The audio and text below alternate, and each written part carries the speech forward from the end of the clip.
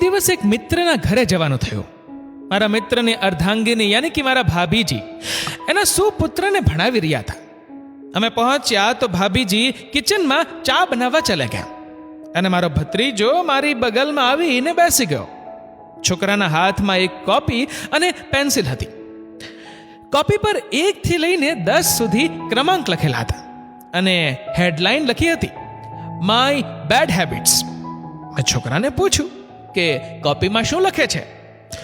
તો તે ઉદાસ થઈને બોલ્યો કે મમ્મીએ મને મારી 10 ખરાબ આદતો લખવાનું કહ્યું છે, જેથી હું આદતો સુધારી શકું. 10 માંથી 3 ખરાબ આદત લખી ચૂક્યો હતો, જેવી કે સવારે મોડો ઉઠે છે, લંચ બોક્સમાં ખાવાનું અધૂરું છોડે છે, આદિ ઇત્યાદિ. મેં છોકરા પાસેથી કોપી લીધી, ઇરેઝરથી કોપી પરનું લખાણ ભૂંસી નાખ્યું અને 2 કોલમ બનાવી. એક બાજુ લખ્યું માય ગુડ હેબિટ્સ અને બીજી બાજુ લખ્યું માય બેડ હેબિટ્સ. મેં બાળકને કહ્યું, 10 ખરાબ આદતો લખવાને બદલે 5 સારી આદતો વિશે લખ અને 5 ખરાબ આદત વિશે લખ. છોકરો ખુશ થઈ ગયો. પહેલા તો ફટાફટ સારી આદતો વાળા કોલમમાં બધું લખી નાખ્યું. સ્વચ્છતાનું ધ્યાન રાખવાથી લઈને એના સુંદર અક્ષરોને સારી આદતોમાં સામેલ કરી દીધા. પછી ફટાફટ એની ખરાબ આદતો પણ લખવા માંડ્યો. બાજુમાં મારા મિત્ર બિરાજમાન હતા અને એટલામાં મારા આદરણીય ભાભીજી ચા લઈને આવી ગયા. મેં ભાભીજીને પૂછ્યું કે તમે ફક્ત ખરાબ આદતો વિશે જ લખવાનું કાર્ય કેમ આપ્યું? ભાભીજીએ ફટ દઈને ફરિયાદોનો ઢગલો કરી દીધો.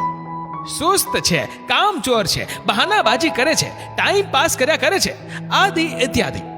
વિચાર્યું કે જો જાતે જ પોતાની ખરાબ આદતો કાગળમાં લખશે તો આત્મમંથન કરશે. મેં તરત જ ભાભીજીને એક સવાલ પૂછ્યો. મેં કહ્યું, આ ખરાબ આદતો તો થઈ ગઈ, હવે છોકરાની સારી આદતો ગણાવી દેજો જરા. ભાભીજીએ મૌન ધારણ કરી લીધું. હું મારા મિત્ર તરફ વળ્યો. મેં કહ્યું, તું તો આ છોકરાનો બાપ છો, ચલ તું જ કે છોકરામાં ખાસિયત કઈ કઈ છે? મારા ભાઈએ પણ મૌન ધારણ કરી લીધું. પછી બંને પતિ પત્નીએ થોડી વાર મંથન કર્યું. ત્યારબાદ અમુક સારી આદતો ગણાવવાની પ્રક્રિયા શરૂ કરી. જેમ કે ભાભીજીએ કહ્યું કે સવારે ઉઠીને ઘરમાં બધાને પગે લાગે છે. મારો મિત્ર બોલ્યો કે સાફ સફાઈ વિશે એકદમ કાળજી રાખે છે. કેટલીય વાર તો મને પણ યોગ્ય જગ્યાએ કચરો ફેંકવા માટે ટકોર કરે છે. પછી મારા ભાભીજી બોલ્યા કે એનું મેન્ટલ કેલ્ક્યુલેશન બહુ પાવરફુલ છે. આ રીતે ઘણું વિચાર્યા બાદ બંનેએ છોકરાની ઘણી બધી સારી આદતો ગણાવી દીધી. લગભગ 10 મિનિટના સમયની અંદર બાળક પ્રત્યેનો મારો અભિગમ બદલાઈ ગયો હતો. પહેલા મેં કાગળ પર લખેલી તેની 10 ખરાબ આદતો વાંચીને તેના પ્રત્યે એક ધારણા બાંધી લીધી હતી.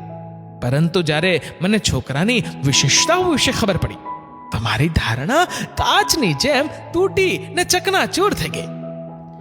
સારું અને ખરાબ, ગુણ અને અવગુણ, હીરો અને વિલનનો કોન્સેપ્ટ મારી સમજ શક્તિથી પરે છે.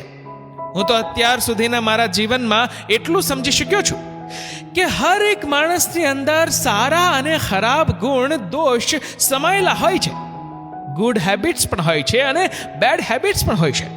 પરંતુ જ્યારે પણ આપણે કોઈના પ્રત્યે ધારણા બાંધી લઈએ છીએ તો આપણી પ્રકૃતિ પ્રમાણે આપણા મનની કોપી પર તેની ખરાબ આદતો જ છાપી લઈએ છીએ.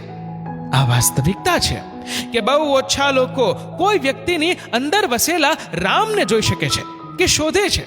બાકી આપણને તો પહેલા સામેના વ્યક્તિમાં રાવણ જ દેખાય છે. ઈશ્વરે બનાવેલા હરેક માટીના પુતળામાં કંઈક ને કંઈક સારાપણું હોય છે, કળા હોય છે, ગુણ હોય છે, ભલાઈ હોય છે. હરેક વ્યક્તિમાં કંઈક ને કંઈક ખાસિયત હોય છે. બસ ફર્ક નજર અને અભિગમનો છે. જ્યારે આપણે વ્યક્તિ, સમાજ, રાષ્ટ્રની ટીકા, નિંદા અને દોષ જ કાઢવા પૂરતા સીમિત રહી જઈએ છીએ ત્યારે આપણે એક સંકીર્ણ માનસિકતામાં અટવાઈ જઈએ છીએ. અને જ્યારે આપણે વ્યક્તિ, સમાજ અને રાષ્ટ્રની વિશેષતાઓ ઓળખી લઈએ છીએ ત્યારે આ વિશેષતાના બળ પર સમાજમાં ફેલાયેલી બુરાઈનો વિનાશ કરવાની શક્તિ મળે છે. નકારાત્મક સમાચારોથી ભરેલા ન્યૂઝપેપર, ન્યૂઝ ચેનલો અને સોશિયલ મીડિયાનો એક ભાગ તો કાગળ પર લખેલી બેડ હેબિટ્સ સમાન જ છે.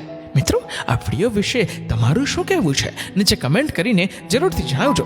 અને મિત્રો, જો વિડીયો ગમ્યો હોય તો વિડીયોને લાઈક કરજો, વધુમાં વધુ લોકો સાથે શેર કરજો અને આવા જ બીજા પ્રેરણાદાયી વિડીયોઝ જોવા માટે સબસ્ક્રાઇબ કરો અમારી ધ ગુજ્જુ મોટિવેશન નામની યુટ્યુબ ચેનલને અને ફેસબુક પર ફોલો કરો અમારા ધ ગુજ્જુ મોટિવેશન નામના પેજને. ધન્યવાદ.